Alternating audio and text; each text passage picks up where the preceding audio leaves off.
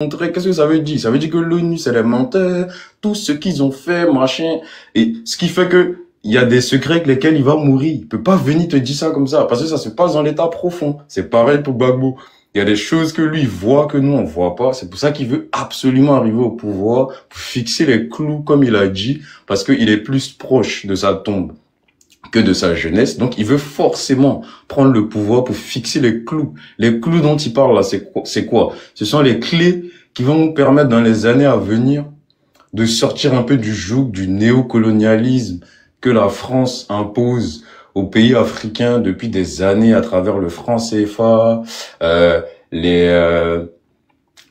comment dire ça même, les dettes, voilà, c'est-à-dire qu'on fait venir des sociétés de consulting qui vont venir faire des faux rapports.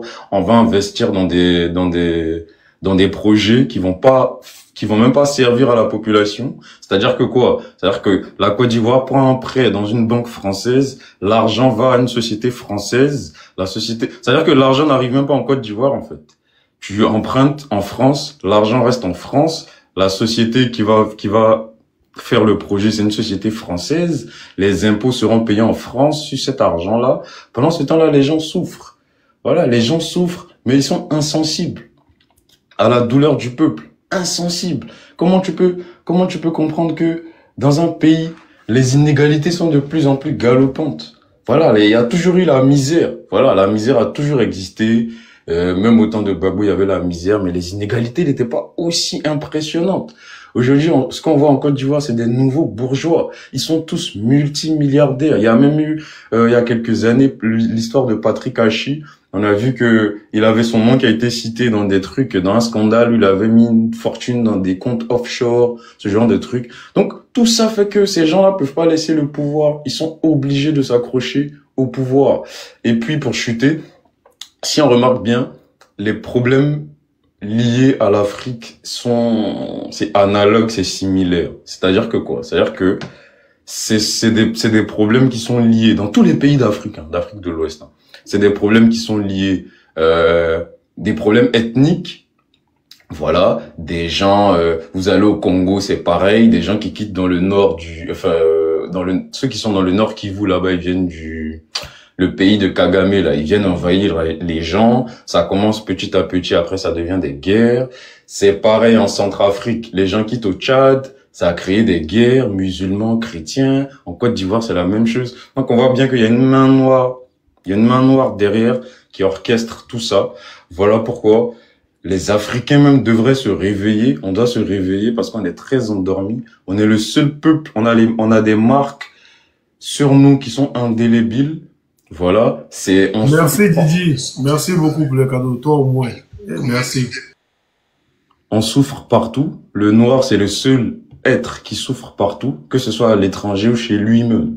Voilà, c'est comme ça. Même les noms qu'on porte. Vous voyez, par exemple, aux États-Unis, les Noirs américains, ils s'appellent Curtis. C'est-à-dire ils sont tellement aliénés qu'ils se souviennent même plus de leurs grands-parents, machin, tout ça.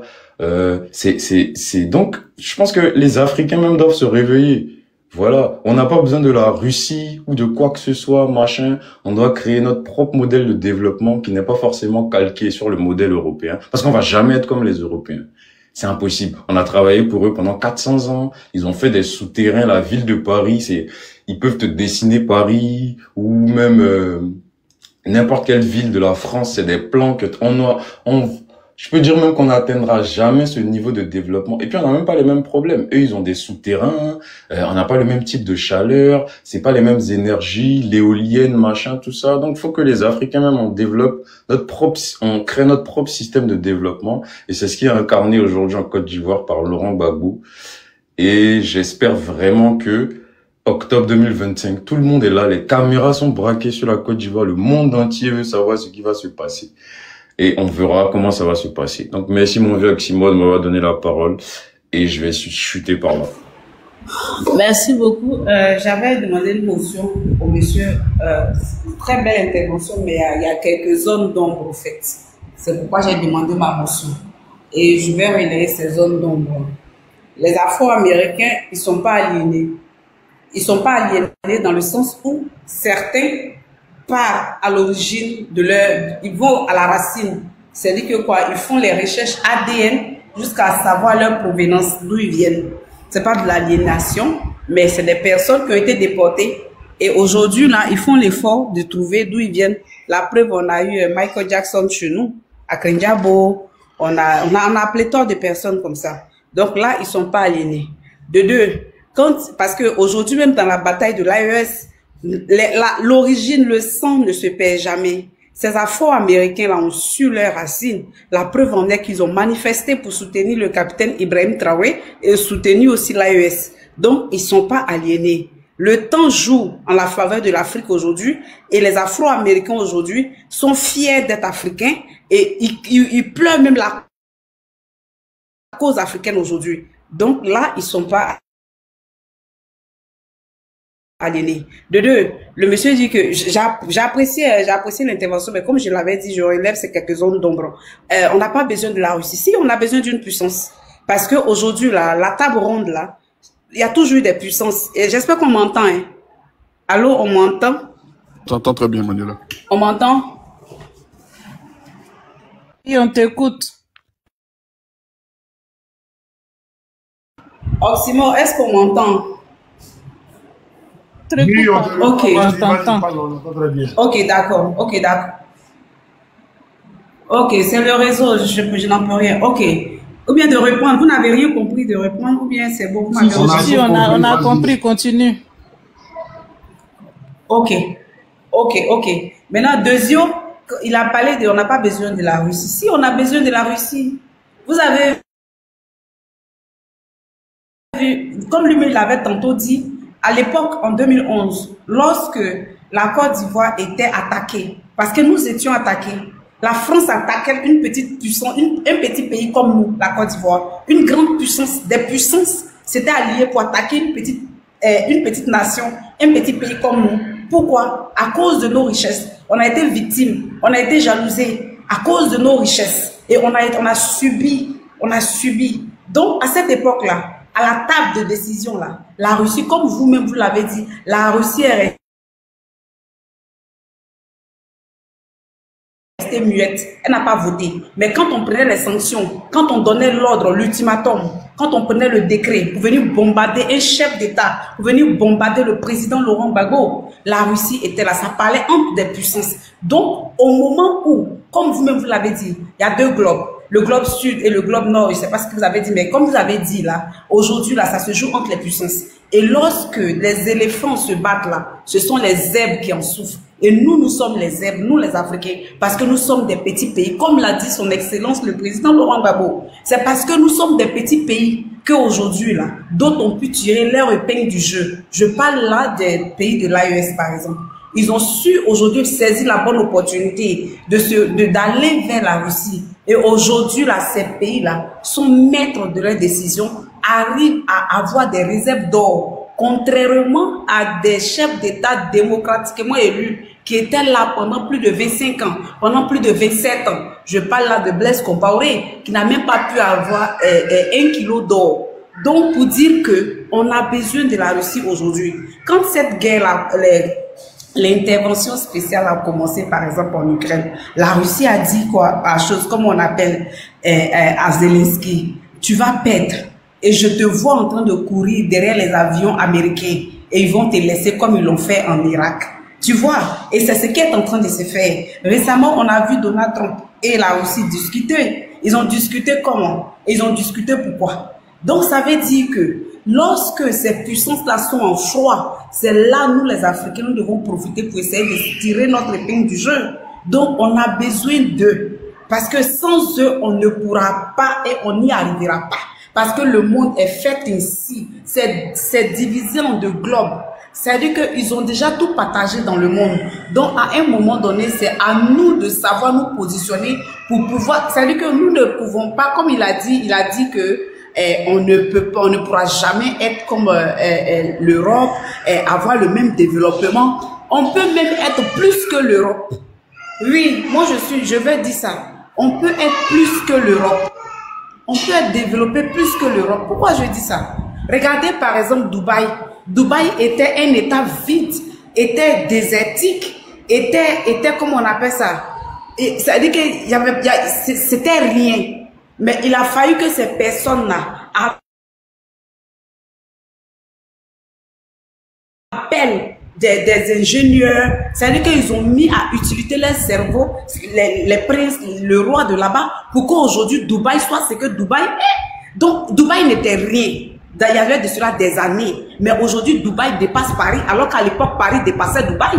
Donc nous les Africains là, si on a pu tirer notre épingle du jeu et qu'on a pu avoir nous-mêmes des réserves d'or, qu'on a pu nous-mêmes choisir nos partenaires pour avoir des partenariats gagnant-gagnant, ça veut dire que être nous-mêmes les décideurs de nos ressources et de nos richesses et faire profiter à la population de vous, ça veut dire que nous-mêmes avoir les visions de construire, de développer notre pays, on peut même dépasser la France. C'est parce qu'on peut les dépasser en développant nos matières premières chez nous et ne plus être des consommateurs. Alors, nous serons plus que eux. C'est pour ça qu'ils nous attaquent toujours.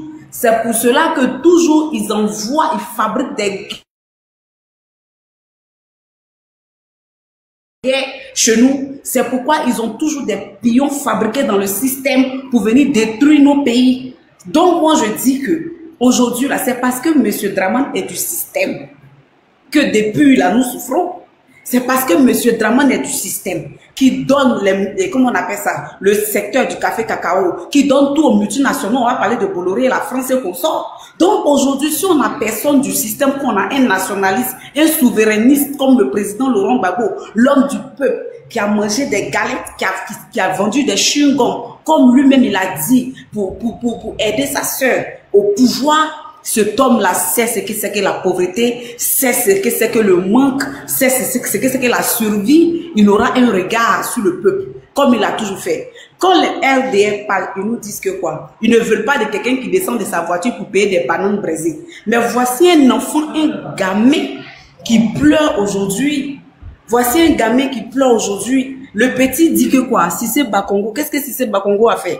Cissé Bakongo est descendu avec ses badauds pour le frapper, pour arracher sa marchandise. Mais si c'était le président Laurent Gbagbo, pensez-vous que le président Laurent Gbagbo serait descendu avec des badauds pour arracher le petit commerce du petit et le mettre en lame jusqu'à ce que le petit soit désemparé, déboussolé, c'est-à-dire que est désespéré pour faire une vidéo alarmante?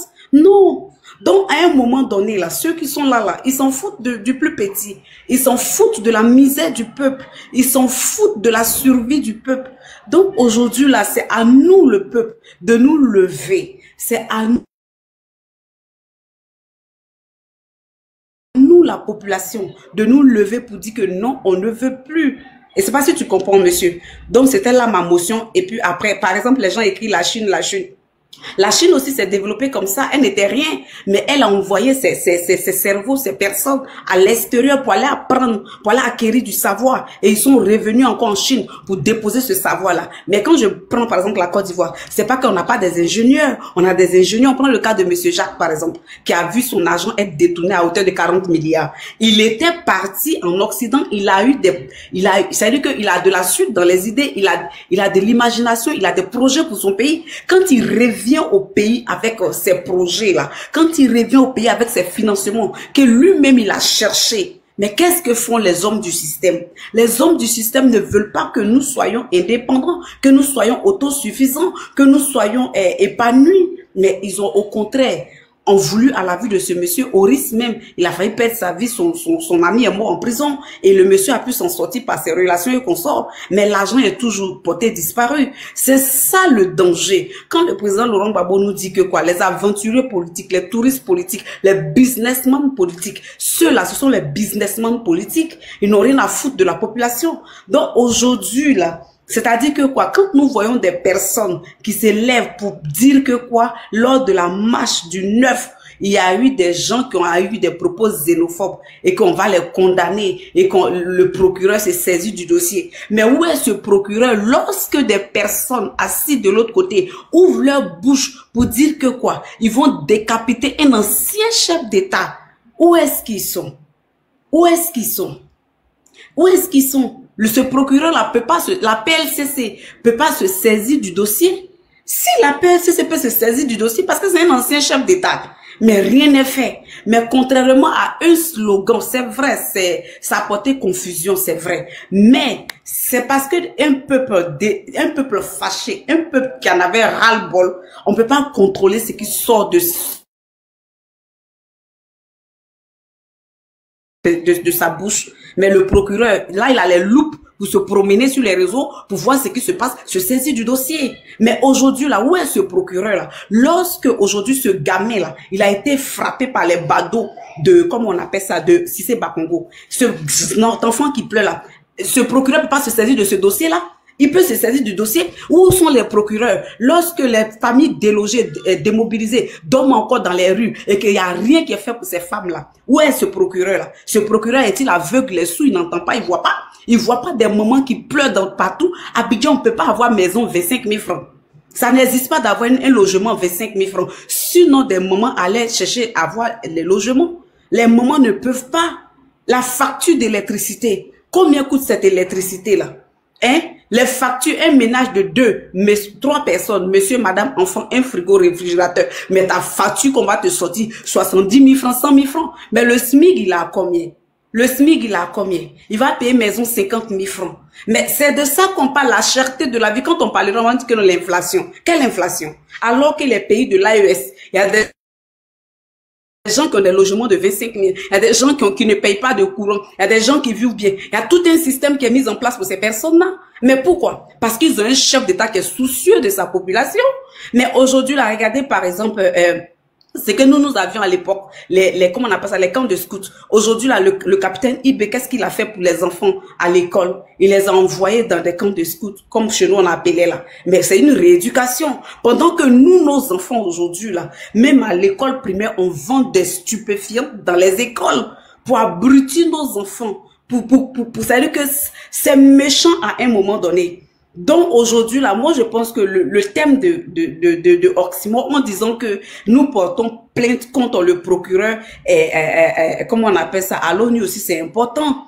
Quand on va dans le sens de l'ONU, mais qui est l'ONU? C'est cette même ONU là qui s'est rassemblée en 2011 pour donner l'approbation, pour donner le quitus, pour donner le soutien, pour donner la force, pour donner le zèle à monsieur Draman et permettre à ce que Nicolas Sarkozy et ses mercenaires, parce que je les appelle ces mercenaires, viennent bombarder le peuple ivoirien à main nue, viennent bombarder la présidence d'un chef d'État qui n'est même pas armé, qui lutte pour la survie de son peuple. C'est ce même ONU-là, les balais diplomatiques qui se faisaient dans la maison du chef d'État, l'ancien chef d'État, son excellence le président Laurent Gbagbo.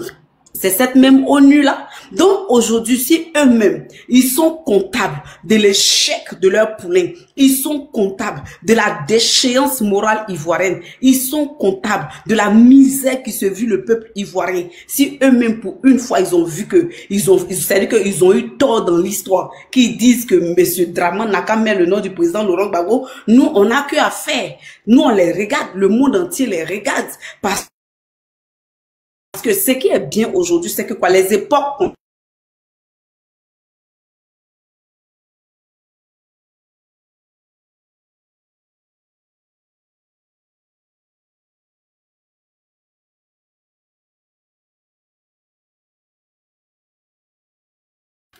Vas-y, attends, c'est maintenant qu'elle se dit où? Mon vieux, c'est elle, parce que toi, t'entends. Ah, ok, d'accord. Zoku, vas-y, avant qu'elle ne revienne. Zoku, vas-y. Oui, merci Oxymore. Je voudrais ici saluer tous les camarades, tous ceux qui sont épris de paix et de justice, tous ceux qui sont attachés à la démocratie, tous les progressistes, les souverainistes. Je voudrais saluer tous ceux qui sont amoureux du combat du président Laurent Gbagbo et qui se reconnaissent dans ce combat-là. Tous ceux qui ont pris fait et cause pour l'Afrique libre, souveraine. Je voudrais vous saluer. Oui, le procureur, bien évidemment, il n'est pas en dehors de cette sphère-là. Donc, du coup, si le procureur pose des actes qui sont répréhensibles, Et ça se voit déjà en la matière. On peut le poursuivre devant n'importe quel tribunal et il pourra répondre de ses actes. Mais ce que je voulais dire, c'est que j'ai entendu l'avant-dernier intervenant parlant donc de ce que Ouattara, si le peuple veut enlever Ouattara, il ne faut pas se contenter de 2-3 réactions que je qualifierais d'épidermiques. Ça, c'est moi qui le dis par rapport à ce qu'il a dit. Mais je voudrais dire aux gens, aux autres que là où nous sommes aujourd'hui, nous ne sommes plus au stade de tergiversation. Non, non, non. Là où nous sommes là, nous ne sommes plus au stade où on doit dire est-ce que non. Le peuple souverain de Côte d'Ivoire, je ne parle pas des politiques, parce que je le dis toujours. Je dis il y a des politiques qui sont animateurs des partis politiques, qui ont leur ligne de conduite. Et il y a le peuple souverain de Côte d'Ivoire. Celui-là même qui vit chaque jour les difficultés. Ce peuple-là qui est opprimé, qui est oppressé, qui est muselé. Ce peuple dont le petit commerce est détruit à longueur de journée. Ce peuple qui est licencié abusivement pour une quelconque appartenance ethnique ou religieuse ou alors idéologique. Ce peuple-là qui subit chaque jour les injustices, ce peuple dit que trop c'est trop. C'est ce qu'il faut comprendre. Et quand ce peuple dit trop c'est trop, il y a Zoku, on dit il y a une plainte contre le procureur d'Abidjan à l'ONU. Il y a une plainte contre lui là-bas aussi. Ça vient. Oui. En fait, au-delà même du procureur, Ouattara lui-même et tous ceux qui sont dans ce régime-là, ils vont se retrouver d'une manière ou d'une autre devant une juridiction telle que la Cour pénale internationale. Les gens voient ça en jeu. Les gens voient ça en peut-être jeu vidéo, ou bien c'est pas moi. Mais c'est pas, ils ne savent pas comment ça fonctionne. Le monde a ses réalités. Nous sommes dans un monde où les raisonnements très souvent ne sont pas toujours logiques. Où 1 plus 1 ne font pas toujours 2. C'est dans ce monde-là nous sommes. Tout à l'heure, la camarade l'a dit. Qui aurait cru que Poutine et Trump allaient s'asseoir quelque part pour discuter de l'Ukraine? Une rencontre à laquelle, alors que le problème c'est Poutine et Zelensky, mais Trump, lui, il appelle Poutine pour dire, viens, on va parler. Et il laisse Zelensky en dehors. Mais pourquoi? Il y a 2 personnes qui se battent. Et il faut les appeler les 2. Et puis toi, tu es assis, tu les écoutes. Et puis tu leur parles. Mais pourquoi tu traites avec un et tu laisses l'autre? Mais justement, parce que Zelensky, Ukraine, n'est pas Poutine, Russie. C'est de ça qu'il s'agit. Et donc, pour nous, aujourd'hui, les gens, vous voyez, lorsque on marque une victoire quelque part, ils font tout pour venir distraire leurs militants avec des scoops disant non, c'est du faux, non, bon, voilà. Lorsque M. Thiam s'est débarrassé de la nationalité française, qu'est-ce qu'ils n'ont pas dit sur le plateau, les Arthur Banga et compte? Ben, quand il introduisait, voilà, parce qu'avant que l'État français ne réponde, ils ont dit, bon, ça va prendre peut-être 6 mois, peut-être 1 an. Donc, le temps que la France réponde, bon, il sera déjà HS. Quelques jours après, l'État a répondu. Ça les a pris de court. Ils étaient obligés d'aller actionner les Kokoranzi et autres avec la justice pour qu'on aboutisse à ce à quoi nous assistons aujourd'hui. Lorsque la Cour africaine disait, en attendant qu'on ne statue sur le fond, le président Laurent Gbagbo et Soro Guillaume remettaient leur nom sur la liste électorale, qu'est-ce que l'État de Côte d'Ivoire a fait? Ils ont fui. Ils ont fui la Cour pour dire que on ne veut même pas être là pour ne pas qu'on nous rappelle cette décision-là. Ils ont fui.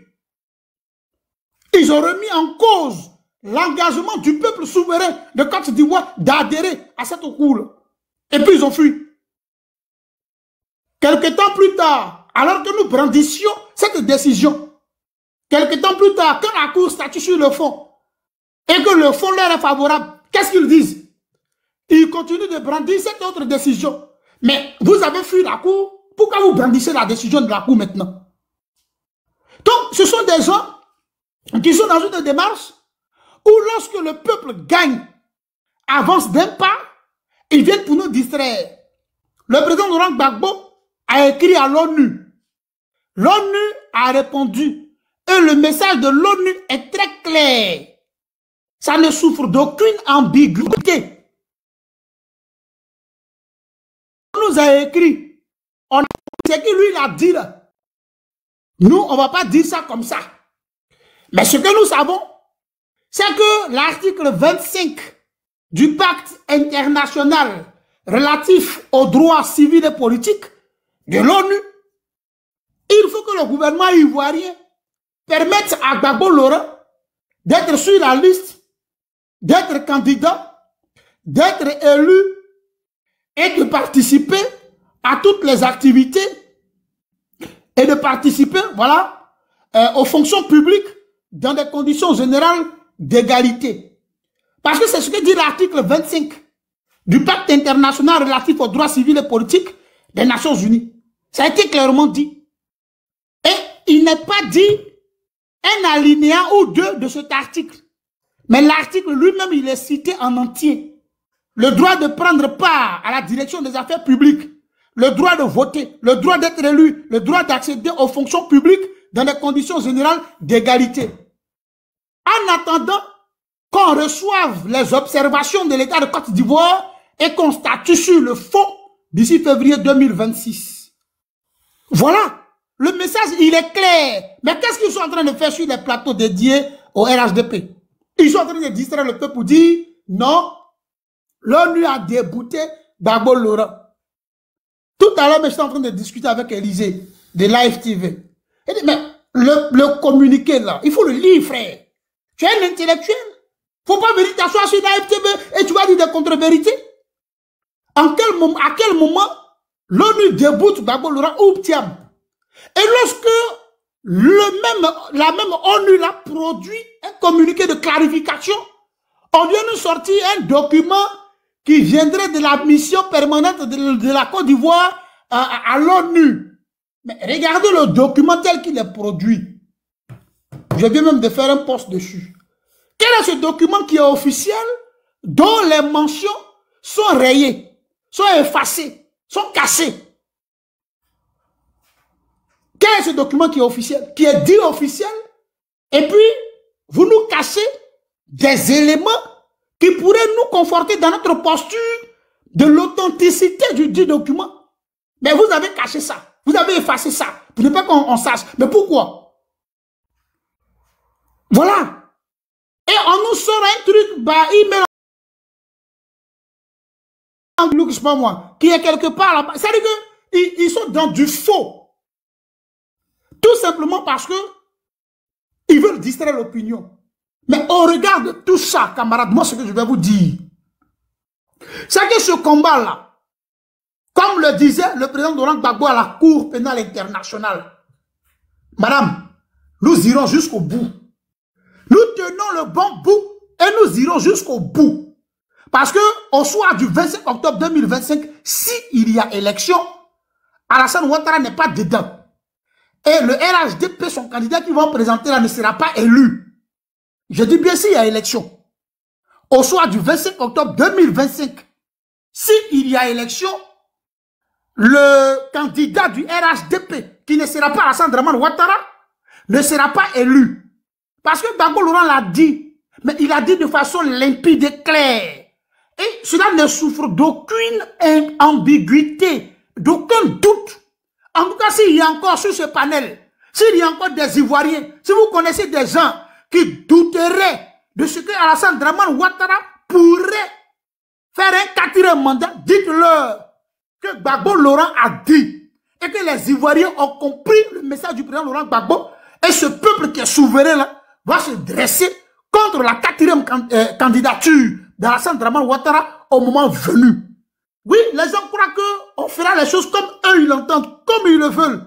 Non, on ne fera pas ça comme ils le veulent, comme ils l'entendent. Nous avons, nous, notre façon de faire. Et c'est cette façon de faire qu'ils ne comprennent pas, c'est ça qui les fatigue. Parce que eux, ils sont habitués à la violence. Eux, ils sont habitués aux armes. Eux, ils sont habitués à la bagarre. Donc, quand Gbagbo nous a dit, s'ils veulent la bagarre, on va se bagarrer, ils s'accrochent à ça. Il dit, Gbagbo, il veut se bagarrer. Mais, français qui a parlé qui est simple. Il dit, si vous voulez la bagarre, si vous voulez la voie diplomatique, on va y aller. Si vous voulez la bagarre aussi, on ira dans la bagarre. Parce qu'au stade où nous sommes arrivés, personne ne va intimider son camarade.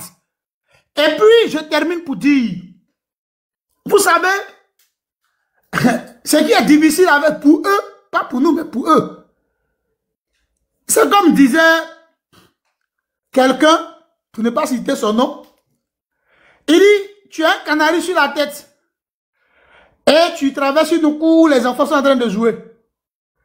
Hein, ça lance des pierres, ça lance des balles. Bon. Tu vois, le canari que tu as là, tu as la responsabilité de veiller sur le contenu et le contenant. Oh, c'est un canari. C'est un pot en argile. Donc, la moindre erreur, un petit caillou, et puis ça se casse. Ça est dans leurs mains. La gestion de l'État de Côte d'Ivoire, là, ça est dans leurs mains. C'est qui nous reprochait hier, là, ça est dans leurs mains. Nous, on n'a rien à perdre. C'est pas à nous de courir après les gens. Nous sommes assis, c'est eux sur eux. C'est eux qui ne dorment plus. C'est eux qui suspectent les gens. C'est eux qui sont obligés de fomenter des coups et puis aller arrêter des opposants. Parce qu'ils vont justifier leur arrestation. Ça est dans leurs mains. Et donc nous, on les regarde. Mais pour dire que nous sommes déterminés et nous irons jusqu'au bout. Il faut le croire. Laurent Gbagbo va déposer sa candidature.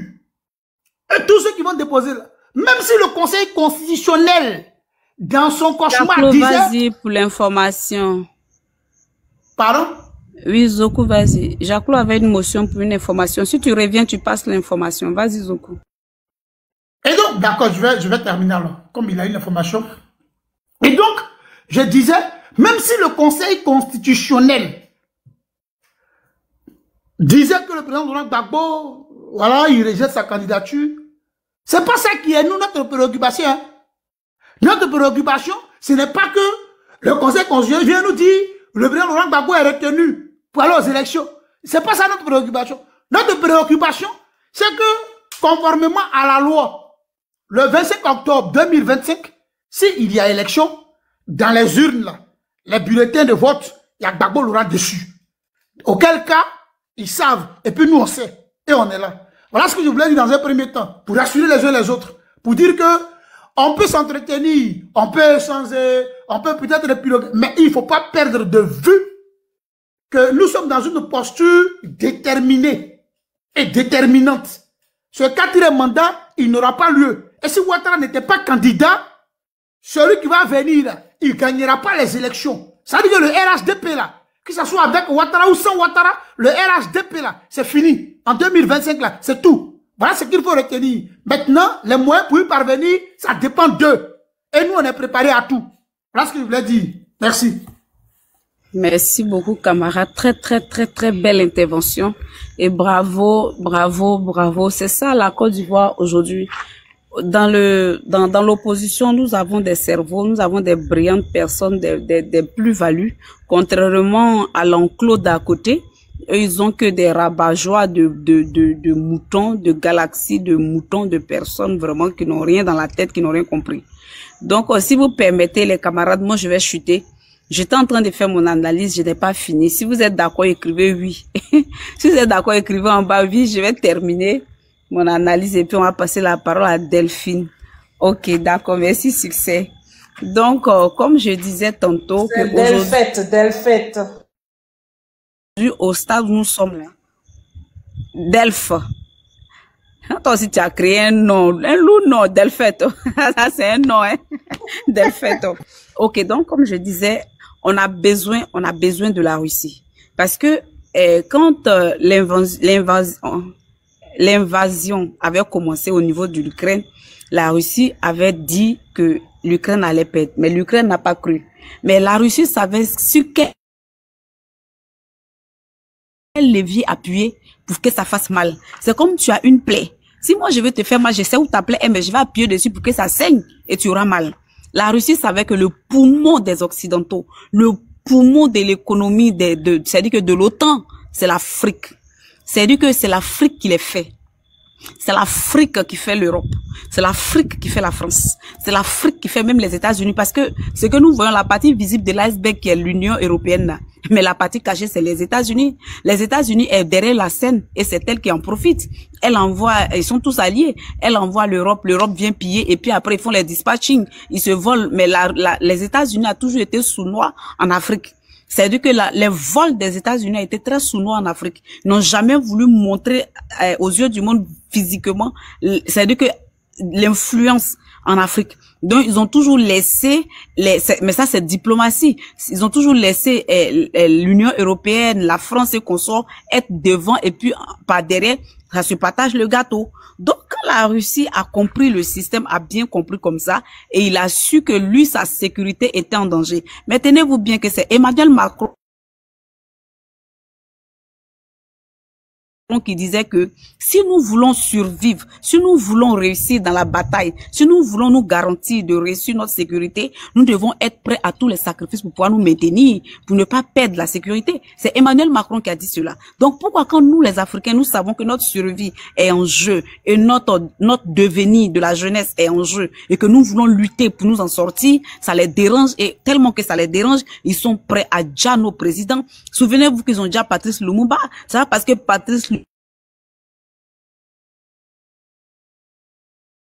Lumumba, mais c'est parce que l'idéal politique, la vision, c'est-à-dire que la vue d'ensemble de Patrice Lumumba pour le peuple était différent d'eux, parce que Patrice Lumumba voulait la liberté, la souveraineté du peuple, et ça les a pas arrangés. Quand tu vas au Ghana, que tu prends par exemple Kwame Nkrumah, c'est pareil. Quand tu viens au Burkina Faso, quand tu vas au Burkina Faso, et pourquoi est-ce qu'ils ont déjà oui. Il y a une information à vous donner. Vas-y. Côte d'Ivoire, scandale international. Un fonctionnaire onusien accusé de trafic d'armes vers Abidjan. C'est un véritable séisme judiciaire et diplomatique. Bill Jean-Philippe Emma Assemian, ressortissant ivoirien et haut fonctionnaire des Nations Unies en poste à Mogadiscio, Somalie, est au cœur d'un scandale explosif. Il est accusé par la justice américaine d'avoir organisé un vaste réseau de contrebande d'armes à feu à destination de la Côte d'Ivoire. Arrêté le 26 juin 2025 à l'aéroport international Jomo Kenyatta de Nairobi, Kenya, suite à une alerte rouge d'Interpol. Assemian fait face à des accusations qui pourraient briser sa carrière et ébranler la crédibilité des Nations Unies. Des accusations explosives. Selon l'acte d'inculpation du grand jury américain, District Nord de l'Ohio, Assemian et son complice ivoirien Kofi Andrea Versin Teregué auraient entre 2018 et 2020 acheté illégalement des armes à feu classées à titre de défense aux États-Unis, Ohio et Maryland, financé les opérations via des transferts bancaires, estimés à 42 000 $, dont 22 000 $ directement utilisés pour ces achats. Dissimuler armes et pièces détachées dans les grands barils en plastique bleu mélangés à des effets ménagers. Expédier le tout en Côte d'Ivoire sans licence fédérale ni autorisation d'exportation. Un système clandestin digne des plus grands réseaux de trafic d'armes qui aurait permis de faire entrer illégalement sur le territoire ivoirien des cargaisons entières de fusils et de munitions. Une bataille judiciaire à Nairobi. Actuellement détenu par l'unité antiterroriste kenyenne, Assemian a vu sa demande de libération sous caution rejetée. Les autorités craignent qu'il ne prenne la fuite. La magistrate Caroline Mugo a tranché. L'Onusien restera en garde à vue jusqu'à la prochaine audience fixée au 1er septembre 2025, date à laquelle sera examinée la demande d'extradition vers les États-Unis. De son côté, son avocat plaide l'immunité diplomatique, arguant que son client bénéficie de la protection des Nations Unies. Mais pour Washington, il ne s'agit pas d'une affaire politique. Les faits révèlent du crime organisé et du trafic d'armes. Un coup dur pour l'ONU et la Côte d'Ivoire. Ce scandale tombe au pire moment pour l'ONU, déjà fragilisée par les accusations de corruption et de scandales sexuels impliquant certains de ses agents. Pour la Côte d'Ivoire, pays d'origine du mise en cause et destination présumée des armes, l'affaire risque de réouvrir de douloureux débats sur la circulation illégale d'armes et la sécurité nationale. En attendant, Assemia, qui présentait comme un diplomate irréprochable, doit désormais répondre à une accusation infamante, avoir transformé son statut onusien en couverture pour un trafic international d'armes. Verdict attendu le 1er septembre 2025. Extradition vers les États-Unis ou bataille diplomatique acharnée. Vas-y, j'ai fini là. Un Ivoirien, c'est bien. Et voici ici. Ah, c'est de tout ça qu'on parle. Ils sont aux États-Unis, ils achètent les baos. Tu as vu? Ils achètent les baos. Et puis, ils envoient ça en Côte d'Ivoire. Mais en Côte d'Ivoire, là, qui prend ces baos là? Et vraiment, et vraiment. En Côte d'Ivoire, qui prend ces baos là? C'est baos qui fait rentrer là, qui prend? En Côte d'Ivoire. D'accord. Ils ont quand même envoyé aux USA, aux US States, aux USC. Ceux qui prennent armes là en Côte d'Ivoire, là, leur nom va sortir. C'est de ça qu'il s'agit.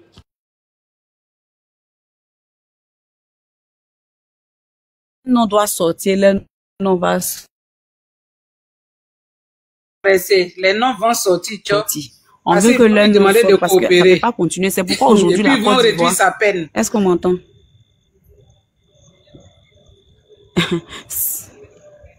Vous voyez, c'est pourquoi aujourd'hui là, même comment on appelle ça, l'Union européenne a mis la Côte d'Ivoire sous liste noire.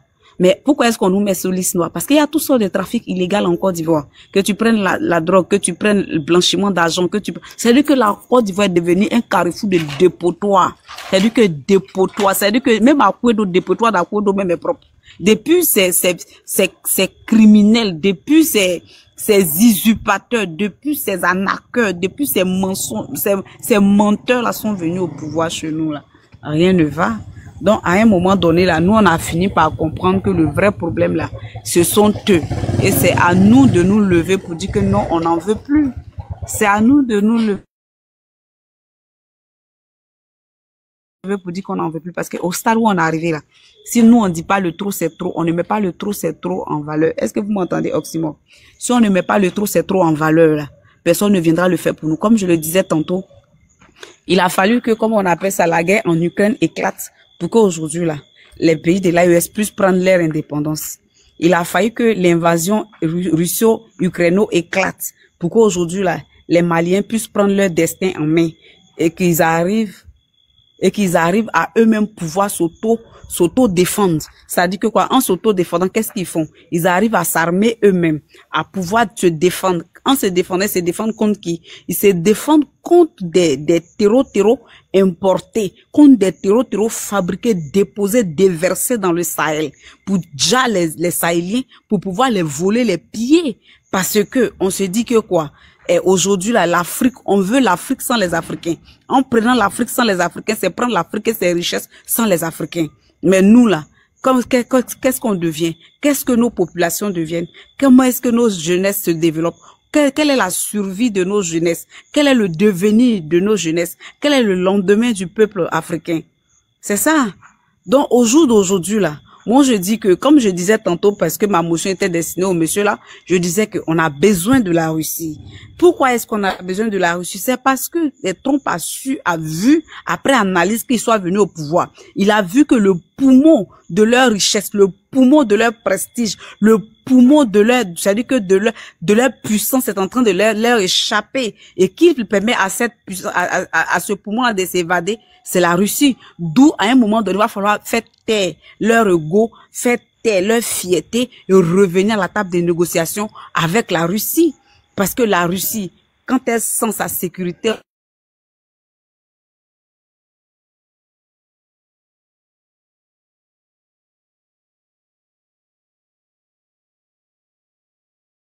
Manu, j'ai un problème de réseau. Hein.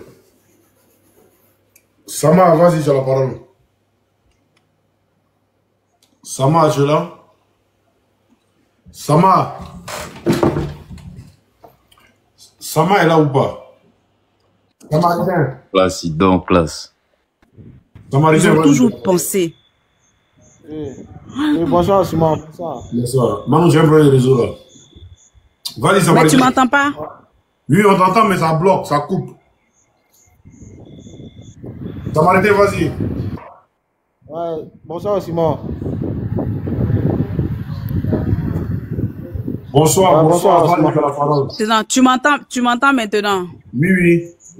Je vais conclure puis je vais descendre. Donc,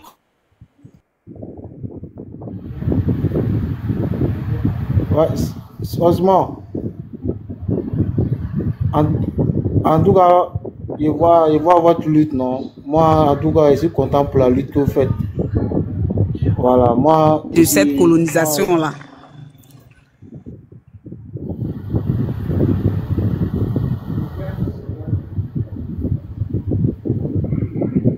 Manu, tu as fini? Samaritain, vas-y. Voilà, franchement, en tout cas, je suis tes lives, je vois tes vidéos, en tout cas, moi, je suis content, je suis content pour le combat que tu mènes. Voilà, pour la libération de notre pays. Voilà. Moi je suis président à Tunisie, non? Voilà. Je suis vraiment fier du combat que vous menez et surtout, toi, d'avoir connu en tout cas, je suis vraiment fier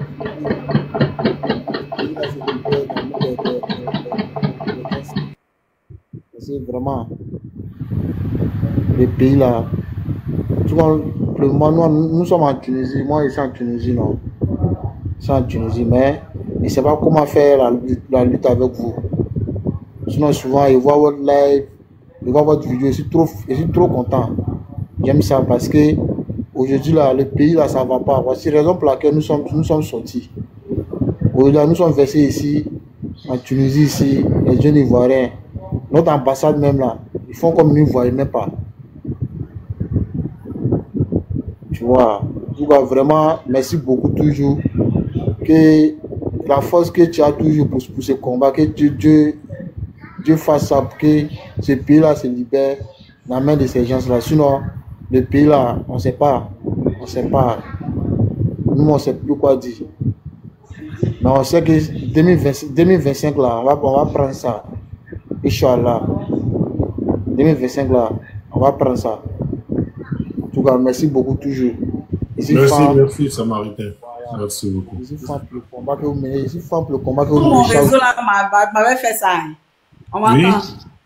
On t'entend maintenant. Le réseau là. On m'entend maintenant. Je me suis déplacé maintenant. On m'entend bien. Oui.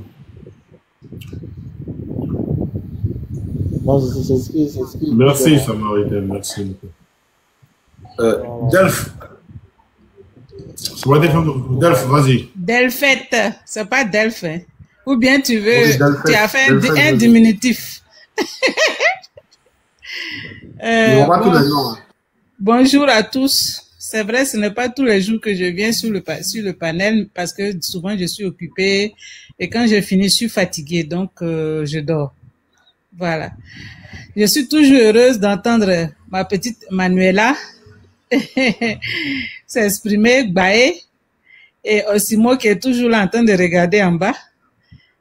Je voudrais vraiment saluer tout le monde, tous ceux qui ont intervenu jusqu'ici. Et je vois que tout le monde est vraiment impliqué dans la chose. Et ça me va vraiment droit au cœur, ça me fait chaud au cœur. Les Ivoiriens se sont enfin réveillés. Là où les gens nous traitent de bêtes, là, on va leur prouver cette année que nous, là, nous ne sommes pas bêtes. On nous dit on voit rien, mais nous, on voit. Seulement, nous, là, on est des gens, on accepte, on encaisse beaucoup, on a le dos large. Mais quand on dit non, là, c'est non. Voilà, c'est comme ça. Donc, concernant l'actualité, moi, je voulais revenir un peu en arrière. En fait, je voudrais dire, et je ne cesse de le dire, que le combat que nous menons là, c'est un gros morceau. Un combat de libération, d'indépendance là.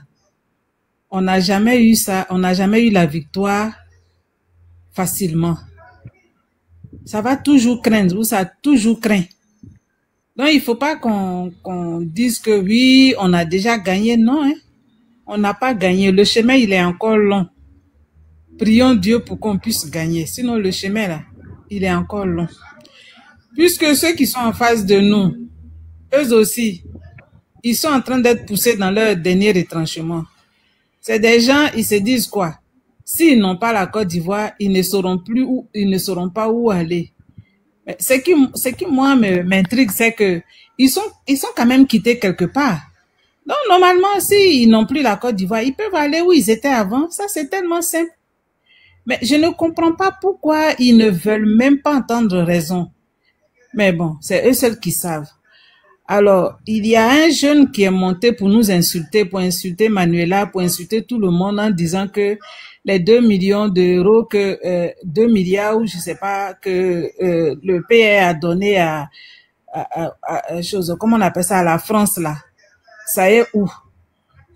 Je vais répondre à ça parce que les ruminants là, eux, ils posent toujours cette question là. Oui, effectivement, le père même dans une interview a dit ouvertement qu'effectivement, il a donné cet argent. Je ne sais pas si c'est 3 millions d'euros, je ne sais pas, quelque chose comme ça, à Jacques Chirac.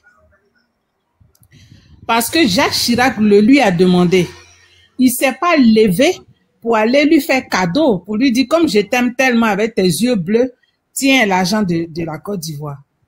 Mais comme les gens le menaçaient, le vieux, il a accepté de donner cet argent, espérant qu'ils allaient le laisser en paix. Mais ça n'a pas été le cas.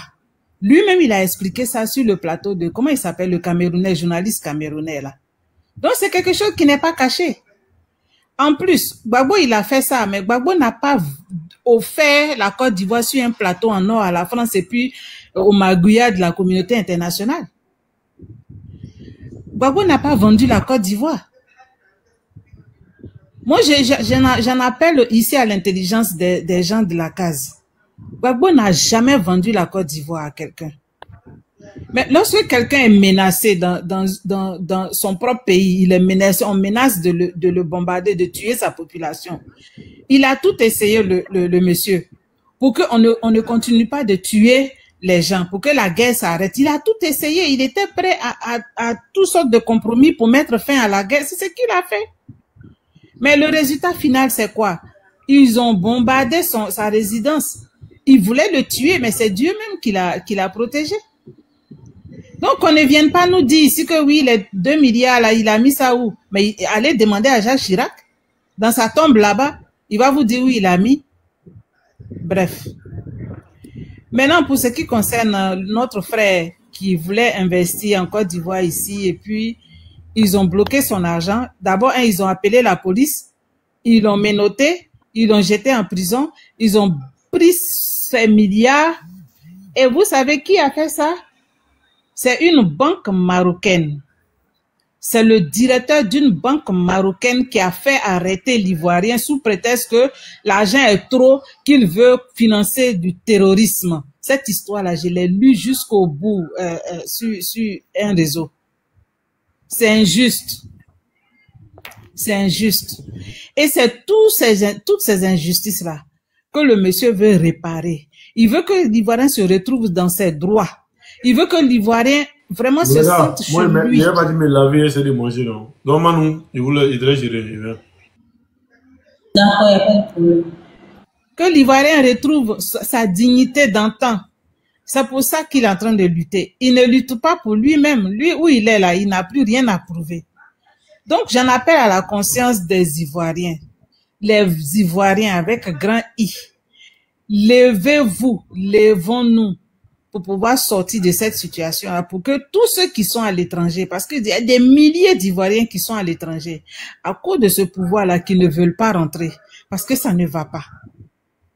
Et si nous, on reste là, on croise les bras, on ne rentrera jamais chez nous. Parce que ceux-mêmes qui sont en face de nous, là, quand ils luttaient, ils étaient à l'étranger et puis ils ont formé leur rébellion là. Ils n'étaient pas en Côte d'Ivoire. Il y avait des éléments en Côte d'Ivoire. Mais la plupart, c'est à l'extérieur même, ils sont allés pour organiser tout ça. C'était pas en Côte d'Ivoire. Donc, quand ils disent aux gens, rentrez, rentrez, rentrez en Côte d'Ivoire. Si vous êtes garçon, rentrez là. Mais on ne peut pas rentrer. Pourquoi on va rentrer? Le combat se mène sur 2 fronts. Maintenant, ce combat que nous menons là, ce n'est pas Ouattara qui est le problème. Hein. Le problème là, c'est l'état profond, comme quelqu'un l'a dit. Parce qu'aujourd'hui là, la Côte d'Ivoire est sous tutelle. Notre pays est sous tutelle. Qu'on le veuille ou pas, c'est ça qui est la vérité. Parce que moi, je ne sais pas à quel moment, depuis que la Côte d'Ivoire est Côte d'Ivoire là, est-ce que même depuis le temps d'Oufoué jusqu'au temps du président Gbagbo là, on n'a jamais vu qu'un président français est venu en Côte d'Ivoire ici et puis on a fêté son anniversaire en direct à la télé. Tout ça, c'est humiliant. Depuis qu'un président africain est parti en France et puis les Français, la présidence, les ministres français ont chanté joyeux anniversaire pour eux. Moi, je ne comprends pas. Un État qui est sérieux là ne peut pas avoir un tel comportement. Non, c'est pas possible ça. Donc, moi, je voudrais dire ici que nous sommes dans quelque chose. Vraiment, il faut qu'on se batte avec l'aide de Dieu pour sortir de là, pour qu'on retrouve notre dignité. Vous voyez, voilà un Ivoirien qui est quitté encore qui est cité dans l'affaire de trafic d'armes à feu. Tout ça là, ça n'honore pas la Côte d'Ivoire. Le woubiisme, la vente de drogue, tous ces trucs là qui se passent. Le nom de la Côte d'Ivoire revient tout le temps. La Côte d'Ivoire n'est même plus respectée à l'extérieur.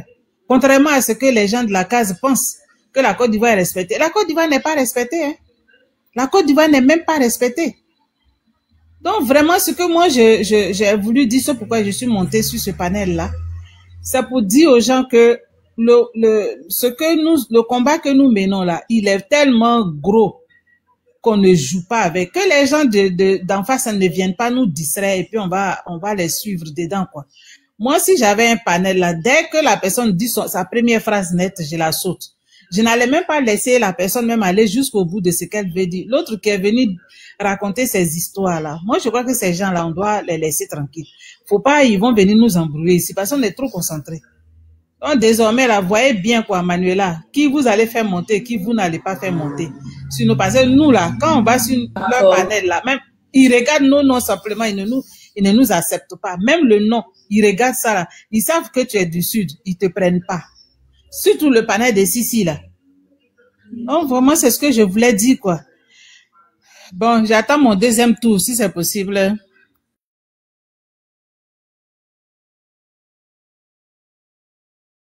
Vas-y, tu as la parole. En tout cas, moi, je vous remercie je salue tout le monde pour ce panel. Franchement, j'admire votre courage et tout ce que vous faites.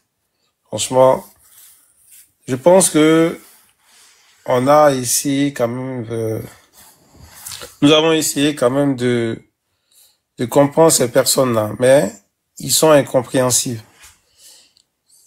Ils ont le cerveau renversé, donc on va pas s'attarder sur eux, on va continuer le combat qu'on mène. Ils sont venus aujourd'hui pour détruire ils sont venus détruire notre pays. Donc tout ce qu'ils nous souhaitent aujourd'hui, c'est de rétablir l'ordre, de ramener tous les dignes fils de ce pays,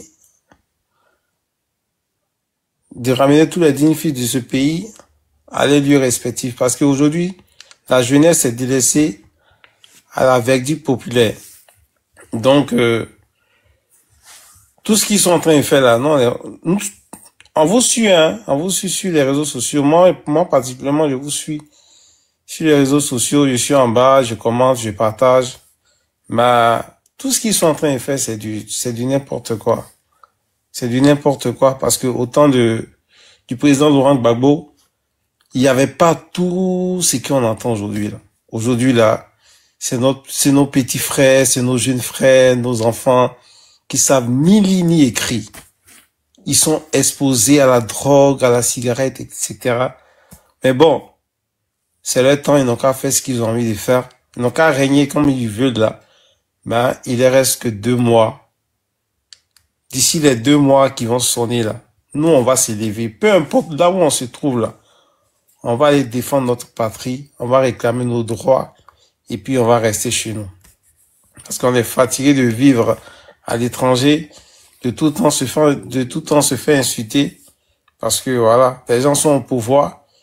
Eux, ils s'amassent des trésors, ils s'amassent des richesses. Ils vivent, voilà, de cela, ils vivent comme ils en veulent. Non, c'est normal. Qu'ils fassent ce qu'ils ont envie de faire, mais qu'ils sachent que, tôt ou tard, ce pays-là nous reviendra.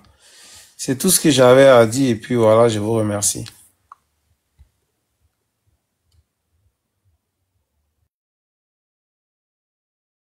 Merci beaucoup, camarades. Et puis, courage à tout le monde. Célébrité, vas-y, tu as la parole. Bonjour. Célébrité. Bonjour. Oui, bonjour, c'est Célébrité. Désolé, je suis au travail. Célébrité, vous m'entendez? Oui, je vous entends. Désolé, je suis au travail, mais j'ai mis les écouteurs. Est-ce que vous m'entendez bien aussi de votre côté? Oui, on entend. Allô? Oui, on vous reçoit. Voilà, bonsoir. Bonsoir à tous. Bonsoir. On vous reçoit, monsieur Célébrité. Bonsoir à tous. Bonsoir. Écoutez, je remercie tout le monde sur le panel. Ça fait un bon moment que je suis parti 6 mois. Et écoutez, c'est le même combat qu'on gagne tous pour la libération totale de la Côte d'Ivoire. Aujourd'hui, on est dans un système où des personnes de la patrie aujourd'hui qu'on acceptait dans notre nation, et aujourd'hui qui veulent envahir notre pays. Et c'est malheureux pour eux parce que toutes choses arrivent. Et on est arrivé à cette fin. Aujourd'hui, les peuples disent tout ce qu'ils veulent, ils peuvent nous insulter sur les panels, comment ils peuvent suivre leur guide. Et d'ailleurs, on ne sait même pas pourquoi ils le suivent. Moi, la dernière fois, je l'ai expliqué, je parlais avec un ami, je lui ai expliqué le problème de la Côte d'Ivoire aujourd'hui. C'est qu'on a une population qui est à moitié illettrée. Et dans un pays, quand on prend l'exemple des pays occidentaux aujourd'hui, qui sont développés, mais la base d'un développement européen, c'est l'éducation. Si la plupart de notre population, la majorité, ne sont pas allés à l'école, comment on peut aspirer à un développement européen? Donc c'est ça le problème de l'Afrique aujourd'hui, particulièrement cette Côte d'Ivoire. Je vais partir d'une petite exemple. Vous savez, en Côte d'Ivoire, avant que cette psychose soit, comment dirais-je, introduite, parce que je vais introduire le mot quand même, parce que sanguinaire notoire qui est arrivé à la tête de la Côte d'Ivoire, il y a mis le nom de Saint-Louis, ce sanguinaire-là, avant que ça n'arrive, avant qu'est-ce qu'on disait dans nos jargons, ou bien pour la base, qu'est-ce que nous parlons de? On dit le BC, ils ont des belles femmes, comment dirais-je, ils sont gentils, ils ont la grande gueule, mais ils ne sont pas violents. Si je prends les grands groupes en fait, ils ne sont pas violents. Voici ce qu'on dit des BD. Les baoulés, quand on prend les baoulés, on dit, bon, voici les baoulés, c'est des gens, ils sont solidaires entre eux, mais c'est des avares. Voici ce qu'on dit. Quand on prend le peuple du Nord, voici ce qu'on disait d'eux avant. Que le peuple du Nord, la majorité, certes, ils ne sont pas allés à l'école, mais c'est des personnes vaillantes, courageux, grands bosseurs. Voici ce qu'on dit. On ne parlait pas de la violence, c'est des personnes aussi gentilles. Voici ce qu'on disait d'eux. Mais il a fallu que ce sanguinaire notoire arrive à la tête de la Côte d'Ivoire pour que ce peuple-là soit marginalisé. Pourquoi on dit à ce peuple-là, pour que ce peuple-là devienne violent? Donc voici ce que le mec est venu et il est harcelé dans notre sud de Côte d'Ivoire. Et c'est malheureux. Nous nous disons ici, le mec il est en train de jouer sa carte. Il va craquer, tout le monde le sait. Mais il est en train de jouer sa télé. Ouattara protège des rebelles, même que ce soit l'ex-président du Faso. Ces personnes-là, ils ont été élus en donnant un coup de pouce. Donc Ouattara ne va pas vouloir quitter le pouvoir comme ça. Ça, c'est il faut que nous les Ivoiriens Ouattara ne va pas vouloir quitter le pouvoir comme ça. Mais c'est malheureux pour eux, parce que c'est quelque chose, forcément nous le savons. En 2007, on est 2025. Il va partir coûte que coûte. coûte que coûte, il va partir. Et nous sommes là.